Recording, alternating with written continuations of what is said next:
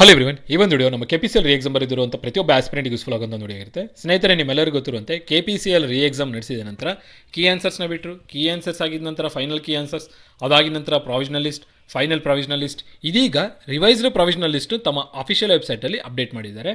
So ಯಾರೆಲ್ಲ ಇನ್ನೂ ಈ ರಿವೈಸ್ಡ್ ಪ್ರಾವಿಷನಲ್ ಲಿಸ್ಟ್ ನೋಡಿಲ್ಲ, ಅಫಿಷಿಯಲ್ ವೆಬ್ಸೈಟಿಗೆ ಲಾಗಿನ್ ಆಗಿ ಈ ರಿವೈಸ್ಡ್ ಪ್ರಾವಿಷನಲ್ ಲಿಸ್ಟ್ನ ಡೌನ್ಲೋಡ್ ಮಾಡಿಕೊಂಡು ನಿಮ್ಮ ಹೆಸರು ಇದೆಯಲ್ಲ ಅಂತ ಒಂದ್ಸಲ ಚೆಕ್ ಮಾಡಿ. ಇದರಲ್ಲಿ ಏನು ಬದಲಾವಣೆ ಕಾಣ್ಬೋದು ಅಂತಂದರೆ, ಪ್ರೀವಿಯಸ್ ಆಗಿ ಬಿಟ್ಟಿರುವಂಥ ಫೈನಲ್ ಪ್ರಾವಿಷನಲ್ ಲಿಸ್ಟ್ ಮೇಲೆ ಯಾರಾದರೂ ಅಬ್ಜೆಕ್ಷನ್ ಇತ್ತು ಅಂದರೆ ಅಬ್ಜೆಕ್ಷನ್ನ ರೈಸ್ ಮಾಡಿ ಆ ಅಬ್ಜೆಕ್ಷನ್ನ ನಾವು ಕನ್ಸಿಡರ್ ಮಾಡಿ ಪರ್ಟಿಕ್ಯುಲರ್ ಡೇಟ್ಗೆ ಅದರ ಒಂದು ರಿವೈಸ್ಡ್ ಪ್ರಾವಿಷನಲ್ ಲಿಸ್ಟ್ನ ಬಿಡ್ತೀವಿ ಅಂತ ಹೇಳಿ ಅಫಿಷಿಯಲ್ ವೆಬ್ಸೈಟಲ್ಲಿ ಅಪ್ಡೇಟ್ ಮಾಡಿದ್ರು ಪ್ರೀವಿಯಸ್ ಆಗಿ. ಸೊ ಇದೀಗ ಆ ಒಂದು ಪ್ರಾವಿಷನಲ್ ಲಿಸ್ಟ್ನ ರಿವೈಸ್ಡ್ ಲಿಸ್ಟ್ ಮತ್ತೆ ಈಗ ಬಿಟ್ಟಿದ್ದಾರೆ. ಸೊ ಕೆಲವರು ಕ್ಯಾಟಗಿರಿಯಲ್ಲಿ ಪ್ರೀವಿಯಸ್ ಆಗಿ ಅನೌನ್ಸ್ ಆಗಿತ್ತು, ಈಗ ಕೆಲವ್ರದ್ದು ಕ್ಯಾಟಗಿರಿ ಚೇಂಜ್ ಆಗಿ ಮತ್ತೊಂದು ಕ್ಯಾಟಗಿರಿಗೆ ಅಲಾಟ್ ಮಾಡಿದ್ದಾರೆ. ಸೊ ನೋಡೋಣ ಯಾವ ಕ್ಯಾಟಗಿರಿ ಅಲಾಟ್ ಮಾಡಿದ್ದಾರೆ ಅಂತೇಳಿ. ಅದಾಗಿ ನಂತರ ಪ್ರೀವಿಯಸ್ ಆಗಿ ಕೆಲವು ಬ್ಯಾಕ್ಲಾಗ್ ವೇಕೆನ್ಸೀಸ್ ಇತ್ತು.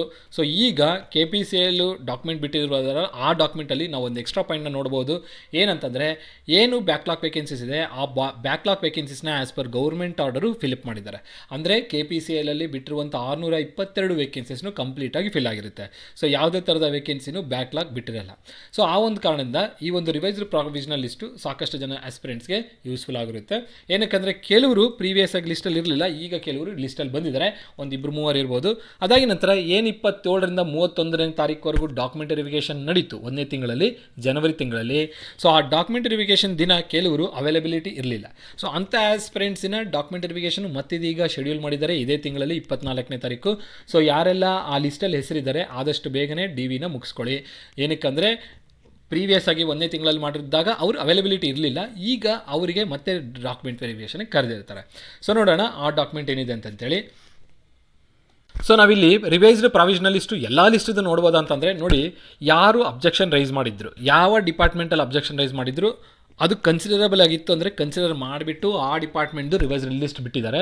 ಸೊ ನಾನು ನೋಡಿದಂತೆ ಇಲ್ಲಿ ಮೆಕ್ಯಾನಿಕಲ್, ಎಲೆಕ್ಟ್ರಿಕಲ್ ಬ್ರಾಂಚಸ್ಸಿನ ರಿವೈಸ್ಡ್ ಪ್ರಾವಿಷನಲ್ ಲಿಸ್ಟ್ ನಾವು ನೋಡ್ಬೋದು, ಅಸಿಸ್ಟೆಂಟ್ ಇಂಜಿನಿಯರ್ದು. ಹಾಗೂ ಕೆಲವರದ್ದು ಡಾಕ್ಯುಮೆಂಟೇಷನ್ ಕರೆದಿರ್ತಾರೆ ಇದೇ ತಿಂಗಳು 24ನೇ ತಾರೀಕಿಗೆ. ನೋಡೋಣ ಆ DVನಲ್ಲಿ ಯಾರ ಹೆಸರಿದೆ ಅಂತಂತೇಳಿ. ಅದಾಗಿ ನಂತರ ನಾನು ನಿಮಗೆ ಇನ್ನೊಂದು ಮಾತು ಹೇಳಿದೆ, ಪ್ರೀವಿಯಸ್ ಆಗಿ ಬಿಟ್ಟಾಗ ಅವ್ರ ಹೆಸರಿಲ್ಲ, ಬಟ್ ಈ ಸಲ ಇನ್ಕ್ಲೂಡ್ ಆಗಿದೆ ಅಂತೇಳಿ. ಅವರು ಯಾರು ಅಂತ ನೋಡೋಣ. ಪ್ರೀವಿಯಸ್ ಆಗಿ ಕೆಲವರಿಗೆ ಒಂದು ಕ್ಯಾಟಗಿರಿ ಅಲಾಟ್ ಆಗಿತ್ತು, ಈಗ ಅದೇ ಕ್ಯಾಂಡಿಡೇಟ್ಗೆ ಬೇರೆ ಕ್ಯಾಟಗಿರಿಯಲ್ಲಿ ಅಲಾಟ್ ಆಗಿದೆ. ಸೊ ಅದನ್ನು ಏನಂತ ನೋಡುತ್ತಾ ಹೋಗೋಣ. ಮತ್ತು ಅದಾಗಿ ನಂತರ ಈ KPCL ರೀ ಎಕ್ಸಾಮ್ಗೆ ಸಂಬಂಧಪಟ್ಟಂತೆ ಕೆಲವರು ಜನ ಆಸ್ಪಿರೆಂಟ್ಸ್ಗೆ ಭಾಳಷ್ಟು ಗೊಂದಲ ಕ್ರಿಯೇಟ್ ಆಗಿದೆ. ಏನಕ್ಕಂದರೆ ಕೋರ್ಟಲ್ಲಿ ಕೇಸಸ್ ರನ್ ಆಗ್ತಿರೋ ಕಾರಣದಿಂದ. ಸೊ ನಿಮ್ಮೆಲ್ಲರಿಗೂ ಗೊತ್ತಿರಬೇಕು, ಪ್ರೀವಿಯಸ್ ಆಗಿ 10ನೇ ತಾರೀಕು, 5ನೇ ತಾರೀಕು, 10ನೇ ತಾರೀಕು, 11ನೇ ತಾರೀಕು ಮತ್ತು ಈಗ 24ನೇ ತಾರೀಕಿಗೆ ಹಿಯರಿಂಗ್ನ ಕೊಟ್ಟಿರ್ತಾರೆ. ಸೊ ಯಾರೆಲ್ಲ ಆ ಹಿಯರಿಂಗ್ನ ನೋಡ್ಬೇಕಂತಿರ್ತೀರ, ಅಫಿಷಿಯಲ್ ವೆಬ್ಸೈಟ್ ಯೂಟ್ಯೂಬಲ್ಲೇ ನಿಮಗೆ ಹೈಕೋರ್ಟಿನ ಒಂದು ಸೆಷನ್ಸಿಂದ ಒಂದು ಚಾನಲ್ ಸಿಗುತ್ತೆ, ಆ ಚಾನಲ್ನ ನೀವು ನೋಡ್ತಾ ಹೋಗ್ಬೋದು, ಆ ಲೈವ್ ಸೆಷನ್ನ. ಅದಾಗಿ ನಂತರ ನೋಡಿ, ಈ ಕೋರ್ಟಲ್ಲಿರುವಂಥ ಕೇಸಸ್ ಬಗ್ಗೆ ಯೋಚನೆ ಮಾಡೋಕ್ಕೆ ಹೋಗ್ಬಿಡಿ. ಇಲ್ಲ ಅಂತಂದರೆ KPCL ಅವರು ಈ ಒಂದು ಸ್ಟೆಪ್ನ ತೊಗೊಳ್ತಿರಲಿಲ್ಲ. ಸೊ ಪ್ರೀವಿಯಸ್ ಆಗಿ ಪ್ರಾವಿಷನಲ್ ಲಿಸ್ಟ್ನ ಬಿಟ್ಟಿರ್ತಾರೆ, ಈಗ ರಿವೈಸ್ಡ್ ಪ್ರಾವಿಷನಲ್ ಲಿಸ್ಟ್ನ ಬಿಡ್ತಾ ಇದ್ದಾರೆ. ಸೊ ಮುಂದಿನ ದಿನಗಳಲ್ಲಿ ಫೈನಲ್ ಲಿಸ್ಟ್ ಏನು ಬಿಡಲ್ಲ, 1:1 ಲಿಸ್ಟ್ನ ಬಿಟ್ಟಿರ್ತಾರಲ್ಲ ಅವರಿಗೆ ಡಾಕ್ಯುಮೆಂಟ್ ವೆರಿಫಿಕೇಷನ್ ಆಯಿತು. ಇನ್ನು ನೆಕ್ಸ್ಟ್ ಬಾಕಿ ಇರೋದು ಪೊಲೀಸ್ ವೆರಿಫಿಕೇಷನ್ ಸಿಂಧುತ್ವವಾಗಿರುತ್ತೆ. ಸೊ ಇವೆರಡೂ ಮಾಡೋದಕ್ಕಿಂತ ಮುಂಚೆನೇ KPCL ಅವರು ಕಂಡೀಷ್ನಲ್ ಆರ್ಡ್ರನ್ನು ಕೊಡ್ಬೋದು, ಆ ಸಾಧ್ಯತೆಯೂ ಇದೆ. ಇಲ್ಲ ಕೋರ್ಟಲ್ಲಿ 24ನೇ ತಾರೀಕು ಕೇಸ್ ಕ್ಲಿಯರ್ ಆಯ್ತು ಅಂದರೆ ಆರ್ಡರ್ ಕಾಪಿನೇ ಕೊಡ್ಬೋದು. ಇಲ್ಲ ಕೋರ್ಟಲ್ಲಿರುವಂಥ ಎಲ್ಲ ಕೇಸಸ್ ಕ್ಲಿಯರ್ ಆಯಿತು ಅಂದರೆ ಕಂಡೀಷ್ನಲ್ ಆರ್ಡರ್ ಕೊಟ್ಟಿದ್ದ ನಂತರ ಪೊಲೀಸ್ ವೆರಿಫಿಕೇಷನ್ ಸಿಂಧುತ್ವ ಮಾಡುವ ಸಾಧ್ಯತೆಗಳಿರುತ್ತೆ. ನೋಡೋಣ ಮುಂದಿನ ದಿನಗಳಲ್ಲಿ KPCL ಯಾವ ಥರದ ಸ್ಟೆಪ್ಸ್ನ ತೊಗೊಳ್ತಾರೆ ಅಂತೇಳಿ. ಸೊ ಹೋಲ್ ಆ್ಯಂಡ್ ಸೋಲ್ ಆಗಿ ಎಲ್ಲ ಯಾವುದ್ರ ಮೇಲೆ ಬೇಸಿಸ್ ಆಗಿರುತ್ತೆ ಅಂದರೆ ಡಿಸಿಷನು ಕೋರ್ಟಲ್ಲಿರುವಂಥ ಹಿಯರಿಂಗ್ ಮೇಲೆ ಡಿಪೆಂಡ್ ಆಗಿರುತ್ತೆ, ಕೋರ್ಟಲ್ಲಿ ಮೇಲೆ ಇರುವಂಥ ಕೇಸಸ್ ಮೇಲೆ ಡಿಪೆಂಡ್ ಆಗಿರುತ್ತೆ. ಸೊ ನಿಮಗೆ 24th ಈ ಎಲ್ಲ ಇರುವಂಥ ಕೇಸಸ್ ಕ್ಲಿಯರ್ ಆಗೋಯ್ತು ಅಂದರೆ ಈ ನೋಟಿಫಿಕೇಷನು ಆದಷ್ಟು ಕ್ಲಿಯರ್ ಆಗೋಗುತ್ತೆ. ಸೊ ಅದ್ರ ಬಗ್ಗೆ ಚಿಂತೆ ಮಾಡೋಕ್ಕೆ ಹೋಗ್ಬಿಡಿ. ನಿಮಗೆ ಮುಂದಿನ ಸ್ಟೆಪ್ಗಳಲ್ಲಿ ನೀವೇನು ರೆಡಿ ಮಾಡಿಟ್ಕೊಳ್ಬೇಕು ಆ ಒಂದು ಡಾಕ್ಯುಮೆಂಟ್ಸ್ನ ಆ ಒಂದು ಪ್ರೊಸೆಸ್ಗೆ ರೆಡಿ ಆಗಿರಿ. ಏನಕ್ಕಂದರೆ ಆದಷ್ಟು ಬೇಗನೆ ಈ ನೋಟಿಫಿಕೇಷನ್ ಕಂಪ್ಲೀಟ್ ಆಗುತ್ತೆ.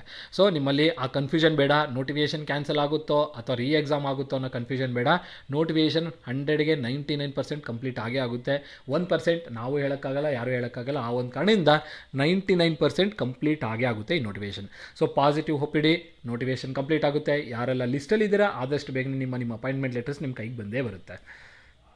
ಸೊ ಯಾರೆಲ್ಲ ಈ KPCL ರೀ ಎಕ್ಸಾಮಲ್ಲಿ ಸಕ್ಸಸ್ಫುಲ್ ಆಗಿಲ್ಲ, ಅನ್ಸಕ್ಸಸ್ಫುಲ್ ಕ್ಯಾಂಡಿಡೇಟ್ಸು ಹಾಗೂ ಸಕ್ಸಸ್ಫುಲ್ ಆಗಿ 1:2 ಇದ್ದು ಹೊರಗಡೆ ಬರುವಂಥ ಆಸ್ಪಿರೆಂಟ್ಸ್ ಅಥವಾ ಹತ್ತಿರದಲ್ಲಿ ಒಂದು ಮಿಸ್ ಆಗಿರುವಂಥ ಆಸ್ಪಿರೆಂಟ್ಸ್ ಬೇಜಾರಾಗೋಕ್ಕೆ ಹೋಗ್ಬಿಡಿ. ಮುಂದಿನ ದಿನಗಳಲ್ಲಿ ಸಾಕಷ್ಟು ನೋಟಿಫಿಕೇಷನ್ಸ್ ಇದೆ, ಅದರಲ್ಲೂ ಮುಖ್ಯವಾಗಿ ಮೆಕ್ಯಾನಿಕಲ್ ಆಸ್ಪಿರೆಂಟ್ಸ್ಗೂ ಸಾಕಷ್ಟು ನೋಟಿಫಿಕೇಷನ್ಸ್ ಇರುತ್ತೆ, ಮುಂದೆ ಬರುತ್ತೆ. ಸೊ ಪ್ರಿಪೇರ್ ಆಗ್ತಾ ಹೋಗಿ, ನಿಮ್ಮ ಜಾಬು ನಿಮ್ಗೆ ಸಿಕ್ಕೇ ಸಿಗುತ್ತೆ ನೀವು ಕೆಲಸ ಮಾಡ್ತಾಯಿದ್ರೆ. ಅದಾಗಿ ನಂತರ ನೋಡಿ ಮುಂದಿನ ದಿನಗಳಲ್ಲಿ ಬರುವಂಥ ನೋಟಿಫಿಕೇಷನಲ್ಲಿ ಅತಿ ದೊಡ್ಡ notification for electrical, mechanical, civil ಹಾಗೂ EC ಆಸ್ಪಿರೆಂಟ್ಸ್ ಇರುವಂಥದ್ದು ಅಂದರೆ ಲೆಕ್ಚರರ್ ಪೋಸ್ಟಿಂದು ಡಿಪ್ಲೊಮಾ ಕಾಲೇಜ್ ಪಾಲಿಟೆಕ್ನಿಕ್ ಲೆಕ್ಚರರ್ಸಿನ ಒಂದು ನೋಟಿಫಿಕೇಷನ್ ಆಗಿರುತ್ತೆ. ಸೊ 941 ವೇಕೆನ್ಸೀಸ್ ಇರುತ್ತೆ. ಈಗಾಗಲೇ ನನ್ನ ಚಾನಲಲ್ಲಿ ಅದಕ್ಕೆ ಸಂಬಂಧಪಟ್ಟಂಥ ಇನ್ಫಾರ್ಮೇಟಿವ್ ವೀಡಿಯೋಸ್ನ ಅಪ್ಲೋಡ್ ಮಾಡ್ತಾ ಬಂದಿದ್ದೀನಿ. ಇನ್ಫಾರ್ಮೇಟಿವ್ ಯಾವುದ್ರದ್ದು ಅಂತಂದರೆ ಸಿಲೆಬಸ್ಗೆ ಸಂಬಂಧಪಟ್ಟಂಥ ವೀಡಿಯೋಸ್ನ. ಸೊ ನೋಡಿ ಈಗಲಿಂದನೇ ಪ್ರಿಪ್ರೇಷನ್ ಮಾಡ್ಕೊಳ್ತಾ ಹೋಗಿ. ಏನಕ್ಕಂದರೆ ನೋಟಿಫಿಕೇಷನ್ ಬರೋದಕ್ಕೆ ಇನ್ನೂ ಏನಿಲ್ಲ ಅಂದರೂ 3 ರಿಂದ 6 ತಿಂಗಳವರೆಗೆ ಇರುತ್ತೆ ಟೈಮು. ಸೊ ಬಂದಿದ್ದ ನಂತರನೂ ಮತ್ತೆ 3 ತಿಂಗಳಿರುತ್ತೆ. ಸೊ ಹಾಗಾಗಿ ಸಫಿಷಿಯೆಂಟ್ ಟೈಮ್ ಸಿಗುತ್ತೆ ಈಗಲಿಂದ ಪ್ರಿಪೇರ್ ಆಗ್ತಾ ಹೋದರೆ. ಹಾಗಾಗಿ ಈಗಲಿಂದನೇ ಪ್ರಿಪರೇಷನ್ ಶುರು ಮಾಡ್ಕೊಳ್ಳಿ. ಸೊ ಯಾರೆಲ್ಲ ಪ್ರೀವಿಯಸ್ ಆಗಿ ಶಾರ್ಟ್ ಲಿಸ್ಟ್ ಆಗಿಲ್ಲ, ಪ್ರಿಪರೇಷನ್ ಚೆನ್ನಾಗಿ ಮಾಡ್ಕೊಂಡು ಮಿಸ್ ಮಾಡ್ಕೊಂಡಿದ್ರೋ ಲೆಕ್ಚರರ್ ಪೋಸ್ಟಲ್ಲಿ ನಿಮ್ಮ ಹೆಸರು ಕಾಣ್ಬೋದು. ಸೊ ಪ್ರಿಪರೇಷನ್ ಈಗಲಿಂದನೇ ಸ್ಟಾರ್ಟ್ ಮಾಡ್ಕೊಳ್ಳಿ. ಈಗ KPCL ಅಫಿಷಿಯಲ್ ವೆಬ್ಸೈಟ್ ವಿಸಿಟ್ ಮಾಡೋಣ. ಯಾವ ಡಾಕ್ಯುಮೆಂಟು ಏನಿದೆ, ಯಾವ ಡಾಕ್ಯುಮೆಂಟಲ್ಲಿ ಏನು ಕೊಟ್ಟಿದ್ದಾರೆ ಅಂತ ಹೇಳಿ ಒಂದ್ಸಲ ಗಮನ ಹರಿಸೋಣ.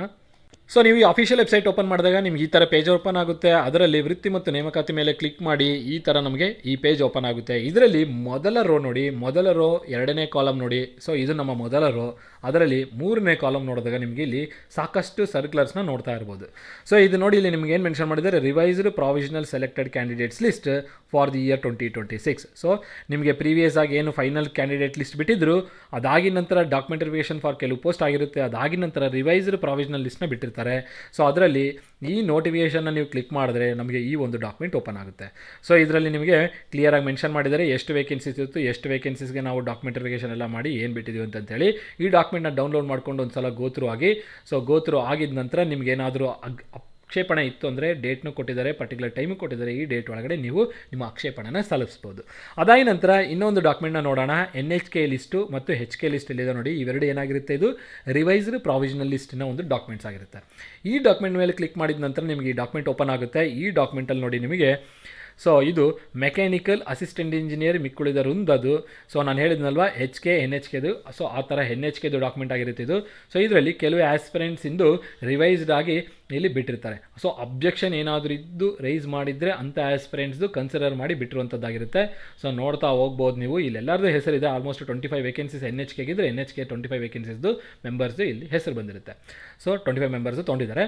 ಸೊ ಇದರಲ್ಲಿ ಕೆಲವರು ಆಕ್ಷೇಪಣೆ ಸಲ್ಲಿಸಿರೋರ್ದು ರಿವೈಸ್ಡ್ ಆಗಿ ಬಂದಿರುವಂಥ ಲಿಸ್ಟ್ ಇದು. ಸೊ ಈ ಡಾಕ್ಯುಮೆಂಟ್ನ ನೀವು ಅಫಿಷಿಯಲ್ ವೆಬ್ಸೈಟಿಂದ ಡೌನ್ಲೋಡ್ ಮಾಡ್ಕೊಳ್ಬೋದು. ಸಿಮಿಲರ್ ಆಗಿ HK ಲಿಸ್ಟ್ನು ಇದೆ ನೋಡಿ. ಇಲ್ಲಿ ಇದ್ರ ಮೇಲೆ ಕ್ಲಿಕ್ ಮಾಡಿದಾಗ ನಿಮಗೆ ಈ ಡಾಕ್ಯುಮೆಂಟ್ ಓಪನ್ ಆಗುತ್ತೆ. ಈ ಡಾಕ್ಯುಮೆಂಟಲ್ಲಿ ನೋಡಿ HKನಲ್ಲಿ assistant engineer electrical. So previous ಆಗಿ ನಾವೇನು ನೋಡಿದ್ವಿ, ಇದರಲ್ಲಿ ನಿಮಗೆ ಕೇವಲ ಮೆಕ್ಯಾನಿಕಲ್ದು ಮಾತ್ರ ನಾವು ನೋಡೋದಕ್ಕೆ ಅವಕಾಶ ಇರುತ್ತೆ. ಸೊ ಮೆಕ್ಯಾನಿಕಲ್ದು ಮಾತ್ರ ರಿವೈಸ್ಡ್ ಮಾಡಿ ಬಿಟ್ಟಿರುವಂಥ ಲಿಸ್ಟ್ ಇದು. ಅಂದರೆ ಅವರು ಅಬ್ಜೆಕ್ಷನ್ನ ಸಲ್ಲಿಸಿರಬೇಕು. ಕನ್ಸಿಡರ್ ಆಗಿರುವಂಥ ಅಬ್ಜೆಕ್ಷನ್ಸ್ ಮೆಕ್ಯಾನಿಕಲ್ದು ಇರಬೇಕು ಅನಿಸುತ್ತೆ. ಹಾಗಾಗಿ ಈ ಒಂದು ಡಾಕ್ಯುಮೆಂಟು ಮೆಕ್ಯಾನಿಕಲ್ಗೆ ಸಂಬಂಧಪಟ್ಟಿರುವಂಥ ಡಾಕ್ಯುಮೆಂಟ್ ಆಗಿರುತ್ತೆ. ಸೊ ಇಲ್ಲಿ ನೋಡ್ತಾ ಇರ್ಬೋದು ಅಸಿಸ್ಟೆಂಟ್ ಇಂಜಿನಿಯರ್ ಮೆಕ್ಯಾನಿಕಲ್. ಇನ್ನು HKಗೆ ನೋಡೋದಾದರೆ ಮೊತ್ತ 71 ವೇಕೆನ್ಸೀಸು ಅಸಿಸ್ಟೆಂಟ್ ಇಂಜಿನಿಯರ್ ಎಲೆಕ್ಟ್ರಿಕಲಲ್ಲಿರುವಂಥ 71 ವೇಕೆನ್ಸೀಸ್ ಇದು ರಿವೈಸ್ಡ್ ಲಿಸ್ಟ್ ಇದು. ಸೊ ಇದರಲ್ಲಿ ನೀವು ನೋಡ್ಬೋದು ಅಬ್ಜೆಕ್ಷನ್ ರೈಸ್ ಮಾಡಿದವ್ರದ್ದು ಏನಾದರೂ ಬದಲಾವಣೆ ಆಗಿದ್ದರೆ ಇದರಲ್ಲಿ ನೋಡ್ಕೊಳ್ಳಿ. ಯಾರ್ಯಾರ್ದು ಎಕ್ಸ್ಟ್ರಾ ಹೆಸರುಗಳು ಆ್ಯಡ್ ಆಗೋ ಸಾಧ್ಯತೆಗಳಿರುತ್ತೆ, ಆ್ಯಡ್ ಆಗಿರುತ್ತೆ. ಸೊ ಅದ್ರ ಬಗ್ಗೆನೂ ಕ್ಲಾರಿಟಿ ಕೊಟ್ಟಿದ್ದಾರೆ. ಯಾರ್ದು ಆ್ಯಡ್ ಆಗಿದೆ ಏನಂತಂತೇಳಿ, ಯಾವ ಕ್ಯಾಟಗರಿಯಲ್ಲಿ ಅಲಾಟ್ ಮಾಡಿದ್ದು ಪ್ರೀವಿಯಸ್ ಆಗಿ, ಈಗ ಯಾವ ಕ್ಯಾಟಗರಿಯಲ್ಲಿ ಅವರ ಹೆಸರನ್ನ ಅಲಾಟ್ ಮಾಡಿದ್ದೀವಿ ಅಂತೇಳಿ ಅದ್ರ ಬಗ್ಗೆನೂ ಕ್ಲಾರಿಟಿನ ಕೊಟ್ಟಿರ್ತಾರೆ. ಸೊ ಇದು ಎಲೆಕ್ಟ್ರಿಕಲ್ ಡಿಪಾರ್ಟ್ಮೆಂಟಿನ ಒಂದು ಡಾಕ್ಯುಮೆಂಟ್. ಇಲ್ಲಿ ಮೊತ್ತ 6 ಪೇಜ್ ಇದೆ. ಇದು ಟೋಟಲ್ 71 ವೇಕೆನ್ಸೀಸ್ದು ಲಿಸ್ಟ್ನ ಬಿಟ್ಟಿರ್ತಾರೆ. So AE mechanical, AE electrical ಆಯಿತು. ಸೊ ನೋಡಿ ಇಲ್ಲಿ ಇದು ಯಾವುದ್ರದ್ದು, ಇದು HKದು. ಈಗ ನಾವು ಡಾಕ್ಯುಮೆಂಟ್ ನೋಡ್ತಿದ್ದು HKದು. NHKನಲ್ಲಿ 25 ವೇಕೆನ್ಸೀಸ್ ಇತ್ತು. ಆ ಡಾಕ್ಯುಮೆಂಟ್ನ ಪ್ರೀವಿಯಸ್ ಆಗಿ ನೋಡಿದ್ವಿ. ಇದು HKನಲ್ಲಿ 33 ವೇಕೆನ್ಸೀಸ್ ಇತ್ತು. ಆ 33 ವೇಕೆನ್ಸೀಸಿನ ಒಂದು ರಿವೈಸ್ಡ್ ಪ್ರಾವಿಷನಲ್ ಲಿಸ್ಟ್ ಆಗಿರುತ್ತೆ.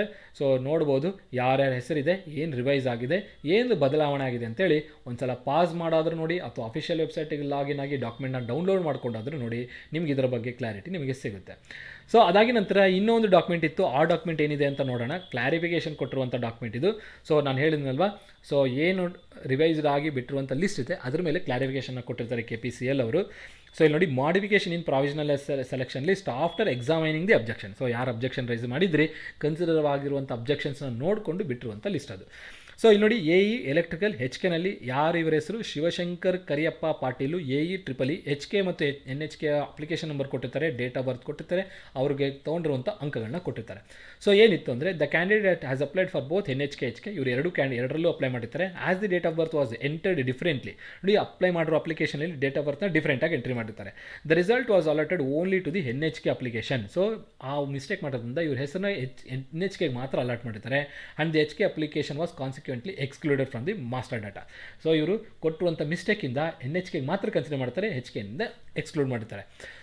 ಅದಾಗಿ ನಂತರ ನೋಡಿ ಇನ್ನೇನೆಂದರೆ ಅಪಾನ್ ಎಕ್ಸಾಮಿನೇಷನ್ ಮಾಡಿದ ನಂತರ of the objection it has been decided that he shall be consider for the post of A electrical in HK category. ಅದು ಯಾವುದು ಕ್ಯಾಟಗರಿ 2A ಕನ್ಸಿಡರ್ ಮಾಡ್ತಾರೆ. ಸೊ ಹಾಗಾಗಿ ಇವರ ಹೆಸರನ್ನ ಈಗ ಕ್ಯಾಟಗರಿ 2A ರೂರಲಲ್ಲಿ AE ಎಲೆಕ್ಟ್ರಿಕಲಲ್ಲಿ ಅಲಾಟ್ ಆಗಿರುತ್ತೆ ಇವರ ಹೆಸರು. ಓಕೆ, ಇವು ಮುಂಚೆ NHKನಲ್ಲಿ ಕನ್ಸಿಡರ್ ಮಾಡ್ತಾರೆ, ಇವ್ರನ್ನೀಗ HK ಕನ್ಸಿಡರ್ ಮಾಡ್ತಾರೆ. ಸೊ ಈ ಥರ ಯಾರ್ಯಾರು ಅಬ್ಜೆಕ್ಷನ್ ರೈಸ್ ಮಾಡಿದರೆ ಅವ್ರ ಹೆಸರು ಬಂದಿರುತ್ತೆ. ಸಿಮಿಲರ್ ಆಗಿ ನೋಡಿ ಪ್ರಮೋದ್ AE ಎಲೆಕ್ಟ್ರಿಕಲ್ HKದ ಅಪ್ಲಿಕೇಶನ್ ನಂಬರ್ ಆಗಿರುತ್ತೆ, ಡೇಟ್ ಆಫ್ ಬರ್ತು ಮತ್ತು ಮಾರ್ಕ್ಸ್ನ ಕೊಟ್ಟಿರ್ತಾರೆ.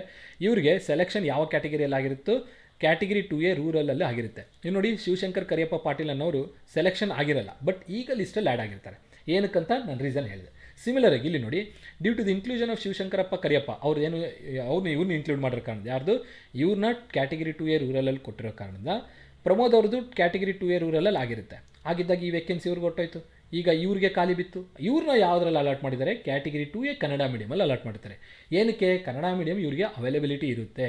Due to the inclusion of Shivashankara Kariyappa Patil for the post under category 2A rural.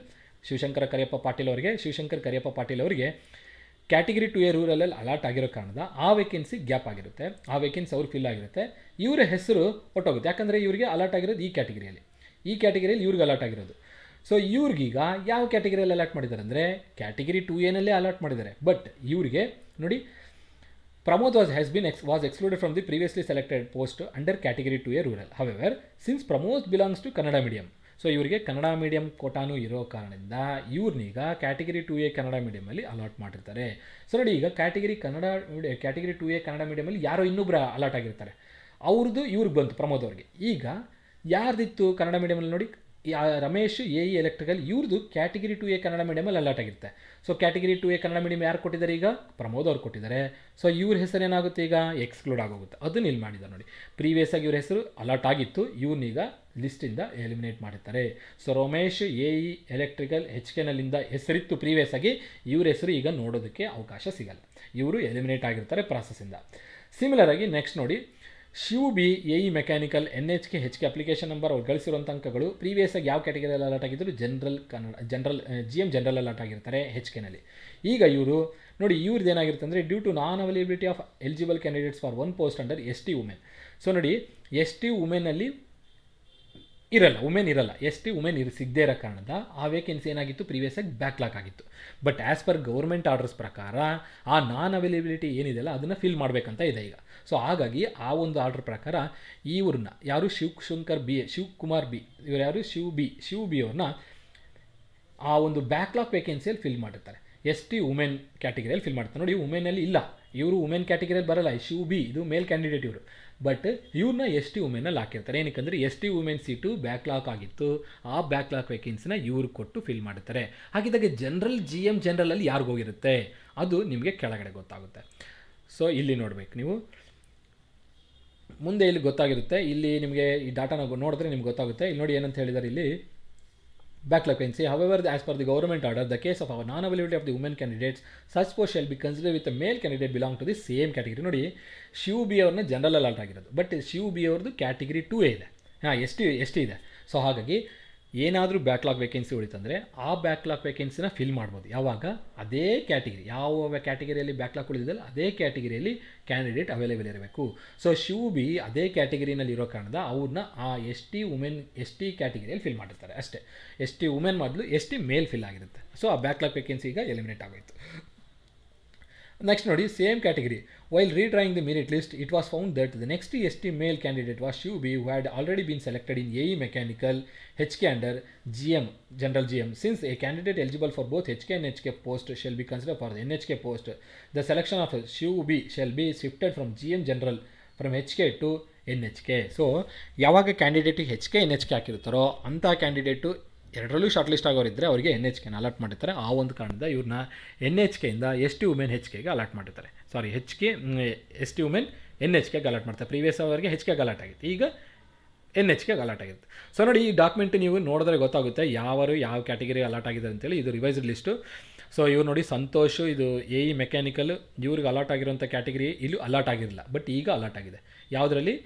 General merit XMPನಲ್ಲಿ ಅಲರ್ಟ್ ಆಗಿರುತ್ತೆ. ಸೊ ಯಾಕಂದರೆ XMP ಅದು ಬ್ಯಾಕ್ಲಾಗ್ ಆಗಿರ್ಬೇಕು ನೋಡಿ. Due to the consideration of Shiv B for AE mechanical HK in ST women ಆಗಿರೋ ಕಾರಣದ was previously selected and ಜನರಲಲ್ಲಿ ಆಗಿರೋ ಕಾರಣದ ಆ ಜನರಲ್ ಮೆರಿಟ್ ಪೋಸ್ಟ್ ವೇಕೆಟ್ ಆಯಿತು.